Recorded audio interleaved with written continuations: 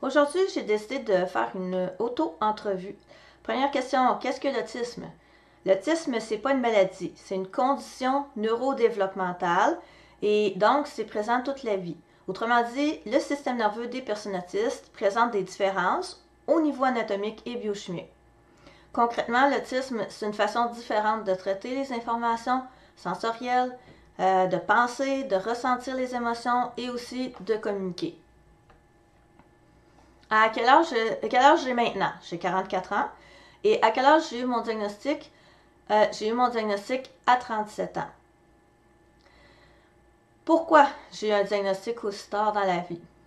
C'est parce que moi, j'ai grandi dans les années 1980. Et au Québec, l'autisme était méconnu dans les années 80. Et mes difficultés n'ont pas été perçues comme des symptômes d'autisme. J'étais vue comme une enfant opposante, malveillante, paresseuse et tout ce que vous voudrez. En plus, beaucoup de médecins croyaient que les filles ne peuvent pas être autistes. Il y en a encore qui pensent ça aujourd'hui. Parce que les critères diagnostiques ont été développés par rapport aux manifestations chez les garçons. Les filles et les femmes autistes reçoivent régulièrement encore aujourd'hui des diagnostics qui ne tiennent pas compte de leur réalité intérieure, mais seulement des perceptions que les psychiatres ont des manifestations externes. Par exemple, on va recevoir des diagnostics de troubles de personnalité, troubles de conduite alimentaire, troubles obsessifs compulsifs et plusieurs autres. Pouvez-vous nous décrire quelles sont vos caractéristiques autistiques? Bon, là, on va parler de mes caractéristiques à moi personnellement, parce qu'il faut se rappeler que chaque autiste est un être humain, c'est un individu, donc il va avoir ses propres caractéristiques à lui. J'ai de la difficulté à faire du contact visuel, à regarder les gens dans la rue. J'ai de la difficulté, pourquoi? Parce que je ne peux pas comprendre en même temps des informations qui viennent de l'ouïe et de la vue. J'ai de la difficulté à comprendre le sarcasme, les doubles sens et toutes sortes d'autres formulations qui ne sont pas littérales. Je ne perçois pas toujours correctement le langage non verbal, comme les changements de ton de voix ou les expressions faciales. Ça fait en sorte que régulièrement, je dois demander aux gens de reformuler ou de clarifier leurs pensées pour que je puisse être certaine de bien comprendre. Mais les gens, ils refusent de le faire parce qu'ils pensent que je tente de les piéger ou de les ridiculiser ou quelque chose comme ça. Des fois, c'est moi qui se fait pas comprendre parce que je dis quelque chose littéralement, mais les gens imaginent un sens caché à ce que j'ai dit alors qu'il n'y en avait juste pas. J'ai un déficit de mémoire de travail. Par exemple, je ne peux pas faire de calcul mental. Ou je vais me rendre à la cuisine pour la 4e fois pour aller chercher quelque chose et j'ai encore oublié ce que je devais aller chercher. J'ai une hypersensibilité au niveau de l'audition et de la vision. Entre autres, ça a pour conséquence que j'ai beaucoup de difficulté à distinguer la voix humaine des autres sons. Donc, c'est difficile d'avoir une conversation dans un endroit comme une épicerie. Ou même juste de comprendre ce que le professeur dit si je suis assise au fond de la classe puis qu'il y a des élèves qui gigotent puis qui font toutes sortes d'autres choses en même temps. Je fais des mouvements répétitifs quand je suis stressée. Je me balance, je bouge les doigts, je saute sur place. Je peux faire ça aussi quand je suis fatiguée, quand j'ai une surcharge sensorielle, par exemple s'il y a trop de bruit, trop de lumière. J'ai des difficultés au niveau de l'équilibre et de la proprioception. Par exemple, j'ai chuté la semaine passée juste en essayant de balayer mon escalier. D'ailleurs, je tombe souvent en montant et en descendant les escaliers. Je me cogne régulièrement la main sur les meubles et les coins de mur parce que j'ai pas réalisé que ma main n'était pas le long de mon corps. J'ai un mode de pensée qui est très concrète. Les concepts abstraits comme le temps, par exemple, sont très difficiles à comprendre pour moi. Je perçois pas le passage du temps. Moi, je vis dans une sorte de moment présent infini. C'est super quand je vais bien. Mais quand je suis triste, ça me donne l'impression que ça va toujours être comme ça. Ça fait aussi en sorte que j'ai beaucoup de difficulté à estimer combien de temps ça va me prendre pour exécuter une tâche, vu que je perçois pas combien de temps ça m'a pris pour le faire les autres fois. Quels sont vos défis pour vivre en société? Il y en a plein. L'accès à la scolarité, à l'emploi, au logement, au transport. Parce que tout ça, ça demande des bonnes capacités à communiquer et à communiquer selon les standards neurotypiques. Par exemple, un enfant qui a l'air différent, il va être rejeté par les autres élèves. Et un adulte, lui, il va se voir refuser des emplois et des logements parce qu'il a l'air trop bizarre. Racontez-nous les difficultés que vous avez rencontrées sur le marché du travail. Les deux principales qui sont vécues par les autistes, c'est que nous sommes minutieux et aussi trop honnêtes. ça nous cause des problèmes relationnels avec nos collègues et même des congédiements. Par exemple, moi, j'avais des collègues qui s'étaient imaginé que je les détestais parce que j'allais pas manger au restaurant avec elles le midi. Mais en fait, moi, je suis pas capable d'aller manger au restaurant. Il y a trop de bruit, il y a trop de lumière, il y a trop de gens qui entrent en contact avec moi, trop d'odeurs. C'est juste épuisant. Si je vais manger au restaurant le midi, je serais pas capable de travailler en après-midi. Mais j'avais beau leur expliquer et leur dire concrètement, mais elles me croyaient pas. Elles ont continué à s'imaginer que je les aimais pas et elles ont fini par saboter un réseau informatique dont j'avais la charge. Elles l'ont fait délibérément pour me faire congédier et on a même pu prouver que ça avait été fait délibérément. J'ai quand même perdu mon emploi. Les prochaines questions. Les difficultés et les enjeux sont-ils les mêmes pour les enfants autistes et les adultes autistes? Si je vous posais la question, est-ce que les difficultés et les enjeux sont les mêmes pour les enfants neurotypiques et les adultes neurotypiques, c'est-à-dire les personnes non autistes, qu'est-ce que vous me répondriez? Vous diriez bien non, c'est pas pareil. Ben, c'est un peu la même chose pour les autistes. On a les mêmes différences au niveau des défis et tout que les personnes neurotypiques, c'est-à-dire quand on est enfant, on n'attend pas de nous qu'on ait un revenu puis qu'on ait notre maison, là. Même chose pour les adultes autistes. Mais la principale différence pour les autistes, c'est que les gens s'attendent à ce qu'à 18 ans, on soit plus autiste. Automatiquement, là, on n'est plus autiste à 18 ans. La preuve, le gouvernement offre presque pas de service pour les adultes autistes. C'est comme si on n'existait plus. On s'attend aussi à ce qu'on soit totalement fonctionnel, qu'on n'a plus besoin d'aide puis d'accommodement. On s'attend à ce qu'on arrive à camoufler notre différence, qu'on fasse plus de stéréotypie, par exemple, des mouvements répétitifs, ou qu'on fasse plus des collalis. Hein? Ça veut dire, des fois, vous me posez une question, je vais vous répondre veux-tu une pomme ou une orange? Je vais répondre orange juste parce que c'est le dernier mot que j'ai entendu. En fait, je voulais une pomme. On s'attend qu'on n'aura plus ces comportements-là. Autrement dit, à l'âge adulte, nous, on a encore des difficultés qui sont normalement plus présentes chez les adultes. T'sais, par exemple, nous, on a encore de la difficulté avec l'organisation du quotidien quand on est adulte. Par exemple, dans mon coin, le camion de vidange a brisé à Noël. Il y a eu 2 semaines pas de vidange à cause de ça, puis une 3e semaine à cause d'une tempête. Là, on est rendu début avril et j'ai toujours pas réussi à recommencer à sortir mes vidanges parce que mon habitude a été perdue et c'est très difficile pour moi de recréer une habitude. Prochaine question. Quel est le processus pour obtenir un diagnostic? OK. Selon son âge, il faut d'abord en parler avec son médecin de famille, si on est un ado ou un adulte, ou son pédiatre, si on est un enfant. Lui, il va vous diriger vers le service d'évaluation qui est disponible dans votre municipalité. C'est que les processus d'évaluation varient énormément d'un hôpital à un autre, d'un CIS à un autre. Le processus d'évaluation, il existe toujours, ou en tout cas, habituellement, vraiment plusieurs rencontres. Et habituellement aussi plusieurs spécialistes. Donc, ça se peut que vous ayez à parler à un psychologue, à un psychoéducateur, à un éducateur spécialisé, à un travailleur social, et peut-être même un ergothérapeute et peut-être même d'autres professionnels. Ensuite, tous les rapports, les évaluations que ces gens-là vont faire vont être remises soit à un pédopsychiatre ou à un psychiatre, typiquement, et vous allez éventuellement, normalement, rencontrer un de ces spécialistes-là. Qui peut poser le diagnostic? Au Québec, officiellement, il y a les médecins et les psychologues qui sont autorisés à dire que la personne présente un trouble du spectre de l'autisme. Par contre, de nombreuses organisations gouvernementales et dans d'autres sphères de la vie aussi, là, on va vous demander vraiment une évaluation faite par un médecin. L'idéal, c'est vraiment d'avoir une évaluation par un psychiatre ou un pédopsychiatre. Ça va vous ouvrir plus de portes qu'une évaluation qui est faite par un médecin de famille ou un psychologue. Quel est le délai pour obtenir le diagnostic?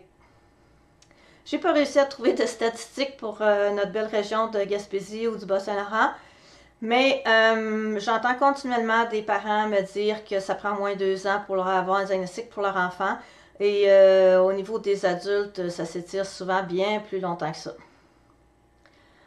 Après avoir obtenu le diagnostic, quel est le délai pour obtenir du soutien? Similaire, souvent on dit 2 ans pour les enfants. Des fois, ça va beaucoup plus vite. Pour les adultes, c'est toujours très long. Là, c'est pas moins de 2 ans. Donc, c'est souvent là, entre le moment où on pense peut-être que mon enfant ou mon conjoint serait autiste, souvent il peut s'écouler de 2 à 5 ans avant qu'on commence à avoir des services. Prochaine question. Dans ton quotidien, quels sont les plus grands défis? Trouver des personnes pour m'accompagner, c'est difficile. Par exemple, pour l'épicerie et mes rendez-vous médicaux, j'ai besoin d'être accompagnée. Parce que ça m'arrive de me désorganiser dans les lieux qui me causent une surcharge sensorielle ou de l'anxiété. Me désorganiser, là, ça veut dire que je vais me mettre à vraiment avoir beaucoup de stéréotypes, là, au point que les gens vont en avoir peur. Puis ça se peut que je me mette à faire de l'écolalie, c'est-à-dire juste répéter une phrase. Mettons, je peux me mettre à répéter « il fait froid ». Il fait même pas froid, mais j'ai même pas froid. Mais c'est juste une phrase que je me répète parce que ça me fait du bien de répéter cette phrase-là. C'est comme s'il y a au moins une chose dans mon environnement qui est stable, qui est prévisible, que je connais, qui est rassurante. Il y a la même chose pour les mouvements répétitifs, ça répond aux mêmes besoins. Donc, c'est ça. Ça m'est arrivé de me retrouver avec des gens qui appellent la police et de me retrouver en contention. Et je peux vous assurer que c'est extrêmement traumatisant. Maintenant, quand je croise un policier, la nausée me prend et je me mets à trembler et juste à le voir s'en venir au loin dans son autopatrouille, il me regarde même pas, là. Donc, j'ai vraiment un traumatisme avec ça. Donc, c'est ça. J'ai besoin d'accompagnement pour beaucoup de situations, mais j'ai beaucoup de difficultés à en trouver parce que je tombe dans un trou de services. Les personnes en ont des services d'accompagnement existants. Je suis pas assez vieille encore, éventuellement. Les personnes qui ont une comorbidité de déficience intellectuelle, donc qui sont autistes et qui vivent avec une déficience intellectuelle, elles vont avoir de l'accompagnement beaucoup plus facilement. Mais si tu es juste, entre guillemets, une personne autiste, c'est très difficile d'avoir de l'accompagnement. Il n'y en a pas dans notre région de service pour ça. Une autre chose difficile, c'est les interactions avec les gens qui ne me connaissent pas beaucoup. Parce que j'arrive souvent à camoufler ma différence. Hein? J'arrive pour passer pour pas autiste. Donc, les gens, ils surestiment mes capacités. Par exemple, ils surestiment ma capacité à comprendre le sarcasme ou encore ma capacité à supporter le bruit ambiant. Même les intervenants, ils sous-estiment mes difficultés. Puis ça, c'est un gros problème. Par exemple, ça a pris 5 ans à ma psychiatre, puis pourtant, c'est une femme extrêmement intelligente. Mais ça y a pris 5 ans à se rendre compte de l'ampleur de mes déficits. L'organisation de mon quotidien, c'est difficile aussi. Par exemple, faire les tâches ménagères, c'est difficile. J'ai beaucoup de difficultés à cuisiner d'autres choses que de la soupe et des crêpes. Alors, je mange assez souvent les mêmes repas. Les déplacements sont difficiles parce que j'arrive plus vraiment à conduire. J'étais capable quand j'étais plus jeune, mais j'ai de plus en plus de difficultés. Et il y a très peu de transports en commun en région. J'ai obtenu l'accès au transport adapté, mais malheureusement, leur budget est très limité et ils ont peu de véhicules et la région est grande. Donc, c'est très difficile pour eux d'aller me reconduire au cégep à Gaspé et en même temps d'aller reconduire les 10 personnes qui veulent aller au centre de loisirs et de répit à Rivière-au-Renard. Donc, une personne qui veut aller au cégep et 10 qui veulent aller au centre de loisirs et de répit, bien c'est sûr qu'ils vont aller reconduire les 10, je le comprends, mais ça fait en sorte que moi, j'ai pas de transport pour aller au cégep ou si plus tard je travaille pour aller à mon emploi. Que souhaitez-vous dire à la population, aux gens neurotypiques? J'aimerais dire que le plus gros défi d'être autiste, c'est que si je camoufle mon autisme, je m'épuise à faire semblant d'être neurotypique parce que c'est exigeant de jouer un personnage de théâtre 24 heures sur 24, 7 jours sur 7. Imaginez là, que vous devez penser consciemment, manuellement, parce que c'est ça, là, à chacune de vos expressions faciales, à chacun de vos mouvements, à chacun de vos tons de voix, les variations, à faire attention de ne pas dire les choses trop directement parce que les gens vont être blessés. À essayer de manuellement superviser là, comment votre interlocuteur réagit, à essayer de reconnaître en même temps son ton de voix pour voir s'il y a du désarroi, puis son expression faciale, puis essayer de détecter à chaque phrase, est-ce qu'il pourrait y avoir un sous-entendu, est-ce qu'il pourrait y avoir un sarcasme, est-ce qu'il y a quelque chose que j'ai pas compris dans la phrase. C'est absolument effarant la quantité de choses qu'on doit faire, et sachant que une des déficiences des personnes autistes, c'est le déficit de cohérence centrale. Et ça, ce que ça fait, c'est que, par exemple, on ne peut percevoir que les données qui viennent d'un sens à la fois. Donc, si je te regarde dans les yeux et que je surveille tes micro-expressions de tes paupières et tout, je ne peux pas comprendre en même temps ce que tu dis. Je ne peux pas écouter en même temps que je regarde et vice-versa. Et donc, c'est ça, c'est très difficile, c'est très fatigant de jouer un personnage neurotypique. En plus, si je camoufle, ben les gens refusent l'aide et les accommodements dont j'ai besoin parce que ben j'ai pas l'air d'en avoir besoin, donc ils refusent de croire que j'en ai besoin. Et la cerise sur Sunday, ben une fois que je vais être en burn-out parce que je me suis épuisée à me camoufler, bien on me blâmera que c'est de ma faute si je suis en burn-out. J'avais juste à demander de l'aide et ben je l'ai demandé en fait, mais on me l'a refusé. L'autre option, c'est je me mange sous mon vrai jour. Mais dans ce temps-là, on s'imagine que je peux rien réussir et j'ai pas accès à la scolarité, à l'emploi, au logement, au transport, à l'amitié, à la vie amoureuse. Euh, je me suis fait dire régulièrement que je pouvais pas faire telle chose parce que je suis autiste, par exemple. Il y a un jardin communautaire qui m'a refusé parce que je suis autiste. Il y a un établissement d'enseignement supérieur qui m'a refusé parce que je suis autiste.